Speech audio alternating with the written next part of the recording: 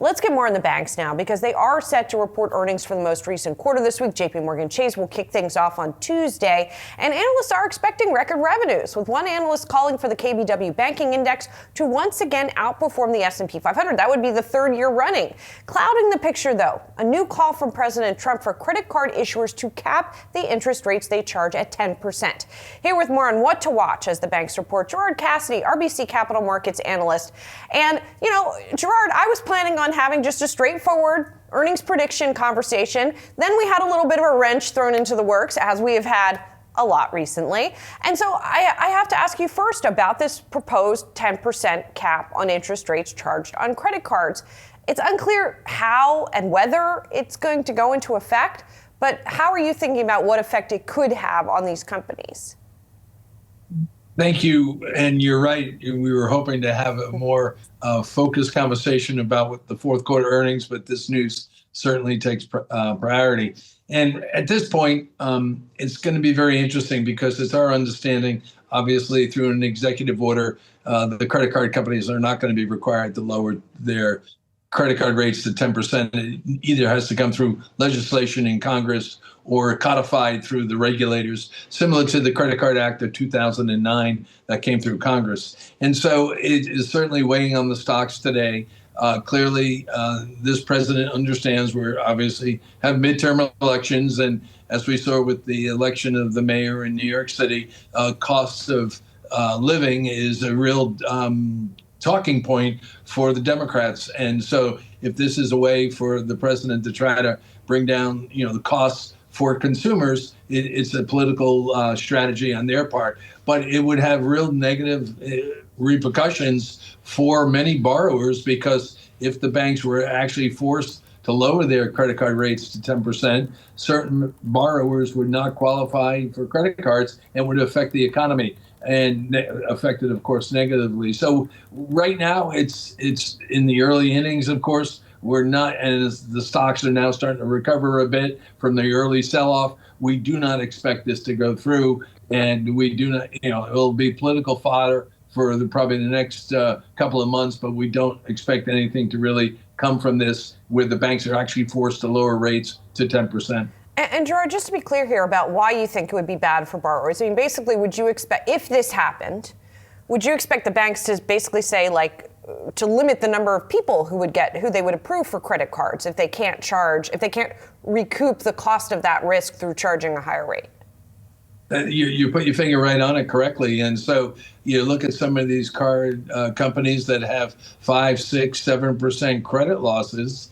And if you lower the credit card rate to 10%, how are they won't make money. The cost of running their operations is greater than 3% of total of that yield. And if you've got losses, again, of 5, 6, 7%, you're barely going to break even and probably lose money in some cases. So why lend? And so there would be a real dialing back to the higher risk borrowers, who tend to be the borrowers on credit cards that revolve and use those revolving natures of those cards to get them through maybe more difficult times. So it would shrink the amount of growth in consumer spending, likely, because there'd be less originations of credit cards.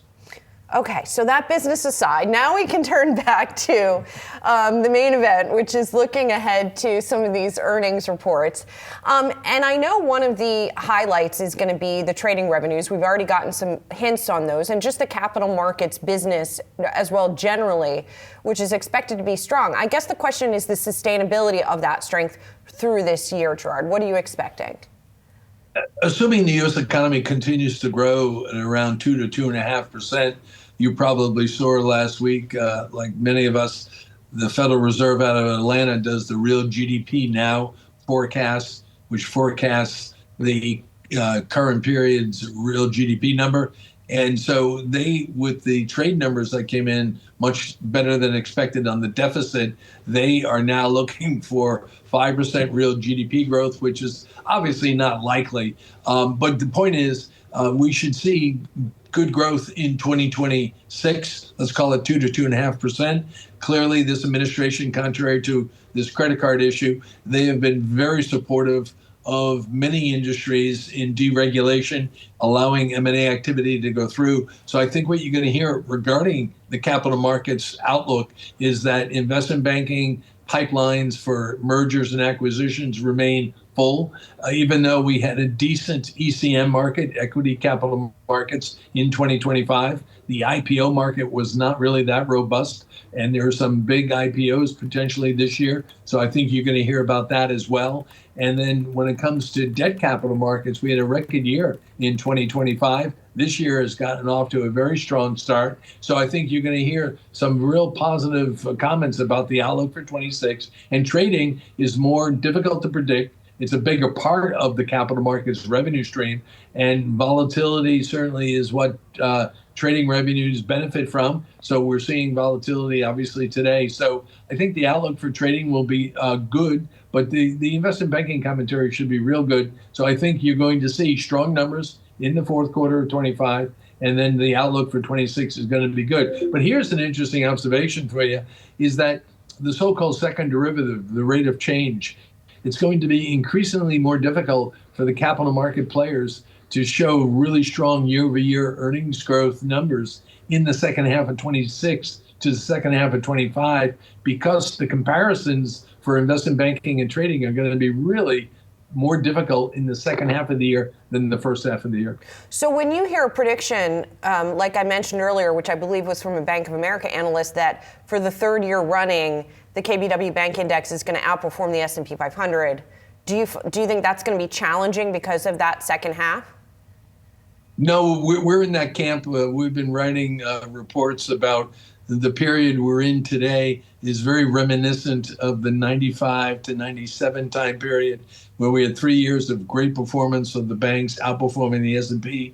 We call it the trifecta. We are in the camp that is looking for this year, once again, that the banks will outperform the S&P 500 like they did in 24 and 25. And it's really driven by not so much the capital market. That's part of it, don't get me wrong, but it's because they'll still be positive, just maybe not as positive in the second half of the year. But the bigger impact is going to come from lending. If you look at the Federal Reserve data on loan growth, if you look at the beginning of the year, the H8 data, as it's referred to, was showing growth of 1%, year-over-year growth. Last week, it comes out every Friday afternoon, we're at 5 to 6% rate of growth. So we're going into 26 with loan growth 5 to 6% versus 1% going into 25. Plus the yield curve. If you look at the yield curve, the Fed funds rate now, let's call it 3 to 3.5%. Say we get the 3% Fed funds, 10-year stays above 4. It's been 20 years since we had a Fed funds rate over 3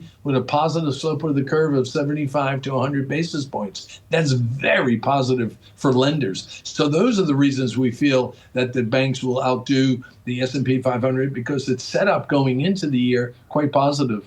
Gerard, going into earnings, do you have a favorite pick that you think is just the one that you have to own? And do you have one that maybe is not going to be participating in the strength that you think investors should avoid? The ones to own, two names that come to mind, Fifth Third and M&T Bank.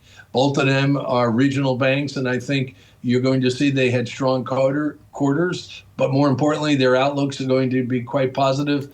Last week, of course, Fifth Third had shareholder approval of their acquisition of Comerica, so that certainly is going ahead as scheduled. And the M&T, I think you'll have better loan growth outlook. In terms of underperformance or maybe less positive, it's difficult to identify companies because, again, they're all should have some good numbers. And you wonder if the stocks have been so strong for the investment banks, even with the expectation of strong outlooks, coming up, could the stocks trade off a little bit where, it's buy the rumor, sell the news type of scenario for a Goldman Sachs or a Morgan Stanley. But the outlook for them, again, as well as JPMorgan, Citi, B of A, all of their capital markets businesses is going to be strong, no doubt about it. Gerard, thanks a lot. Good to see you. Thank you for having me on. Take care.